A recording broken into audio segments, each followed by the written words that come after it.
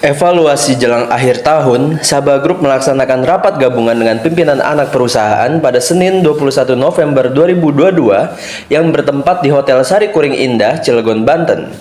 Rapat dipimpin langsung oleh owner Sabah Group Syaiful Bahri dan dihadiri para pimpinan anak perusahaan antara lain dari Sabah Transindo, Sabah Pratama, Sabah Prima Konstruksi, dan Sabah Land.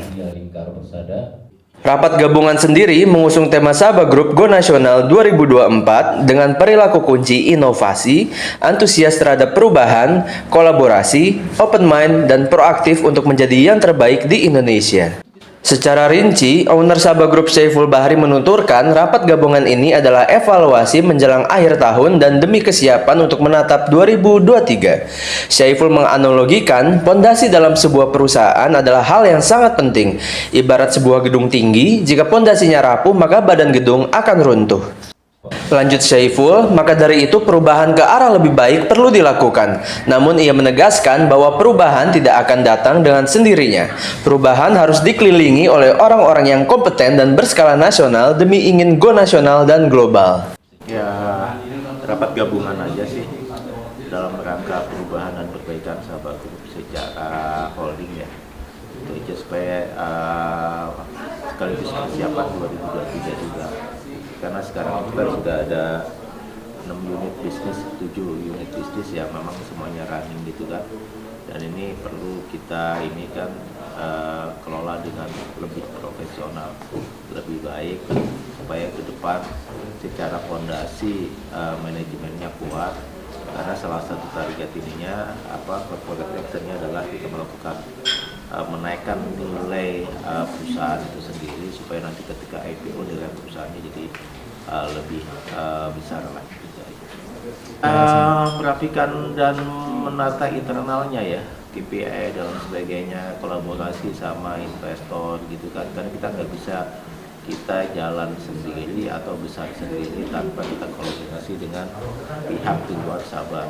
Kalau tumbuh secara organik kan lambat, maka nggak mau harus mau yang bisa mensupport kita. Tapi untuk kesana nilai perusahaan kita harus bagus.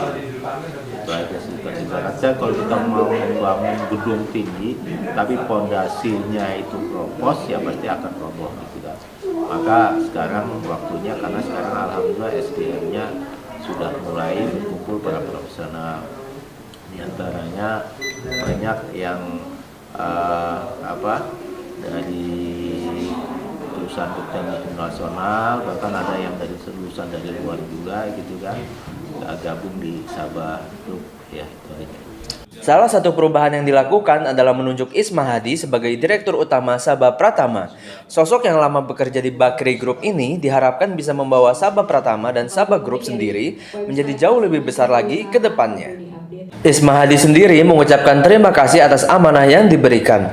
Ia mengaku siap mengemban amanah yang diminta oleh pemilik dan stakeholder Sabah Group. Ia menuturkan langkah pertama yang akan dilakukan adalah konsolidasi internal dan merapikan SDM dan juga merapikan sistem tata cara kerja yang lebih modern dan based on teknologi and digital.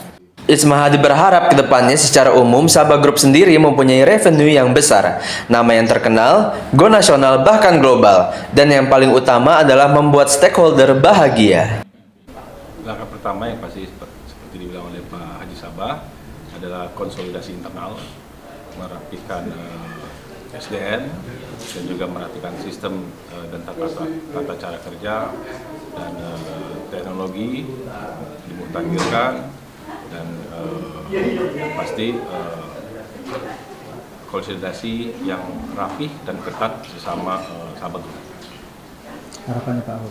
Harapannya yang pasti kita pengen punya revenue yang besar, terus nama yang terkenal level nasional, dan yang paling pasti adalah membuat shareholder senang dan bahagia.